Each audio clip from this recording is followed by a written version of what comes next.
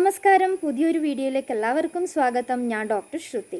Hand mouth food disease അഥവാ തക്കാളിപ്പനി 10 വയസ്സിന് താഴെയുള്ള കുഞ്ഞു കുട്ടികളിൽ കണ്ടുവരുന്ന ഒരു രോഗമാണിത്. കുഞ്ഞു കുട്ടികളിലാണ് സാധാരണ ഇത് കണ്ടുവരുന്നെങ്കിലും അപൂർവമായിട്ട് മുതിർന്ന ആളുകളിലും ഇത് കണ്ടുവരാറുണ്ട്. വൈറസ് മൂലമാണ് ഈ രോഗം ഉണ്ടാവുന്നത്. ഇതിൻ്റെ ലക്ഷണങ്ങൾ എന്ന് പറയുമ്പോൾ കൈവെള്ളയിലും കാൽവെള്ളയിലും പൃഷ്ഠഭാഗത്തും വായ്ക്കകത്തും ഒക്കെ കണ്ടുവരുന്ന ചെറിയ ചുവന്ന കുരുക്കളാണ്. ചുവന്ന തടിപ്പുകളായിട്ടും ഈ രോഗം വന്നേക്കാം. ഇതുകൂടാതെ വയറിളക്കം, ഓക്കാനം, ഛർദി, പനി എന്നിങ്ങനെയുള്ള ലക്ഷണങ്ങളും കണ്ടുവരാറുണ്ട്. ശക്തമായ പനിയോ ഛർദിലോ വയറിളക്കമോ ഉണ്ടാവുകയാണെങ്കിൽ ഉടൻ തന്നെ നിർബന്ധമായും വൈദ്യസഹായം തേടേണ്ടതുണ്ട്.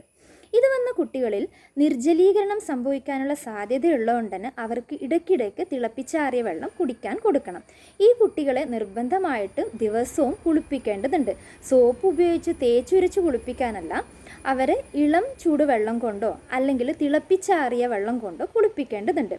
ആ കുട്ടികളിലെ വായ്ക്കകത്തൊക്കെ കുരുക്കൾ വന്നിരിക്കാനുള്ള സാധ്യത ഉള്ളതുകൊണ്ട് തന്നെ എളുപ്പം ദഹിക്കുന്ന രീതിയിലുള്ള അധികം എരിവോ പുളിപ്പോ കലർന്നിട്ടില്ലാത്ത, മസാലയൊന്നും ഇല്ലാത്ത, എണ്ണയിൽ വറുത്തതോ പൊരിച്ചതോ അല്ലാത്ത ഭക്ഷണങ്ങൾ കൊടുക്കാൻ വേണ്ടി ശ്രദ്ധിക്കുക. അധികം ചൂടുള്ളതും അധികം തണുത്തതോ അല്ലാത്ത ശുദ്ധമായ ഭക്ഷണങ്ങൾ നൽകാൻ വേണ്ടി ശ്രദ്ധിക്കുക.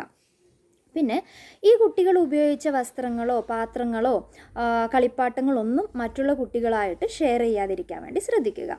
ഇത്രയും കാര്യങ്ങൾ മാതാപിതാക്കൾ ശ്രദ്ധിക്കേണ്ടതുണ്ട്. മാത്രമല്ല, ഇത് പ്രതിരോധിക്കാൻ ചെയ്യേണ്ട കാര്യങ്ങൾ എന്ന് വെച്ചാൽ ഈ ലക്ഷണങ്ങൾ കാണുകയാണെങ്കിൽ കുട്ടികളെ ഒരു കാരണവശാലും അംഗൻവാടികളിലോ അല്ലെങ്കിൽ സ്കൂളിലോ നമ്മൾ പറഞ്ഞയക്കരുത്.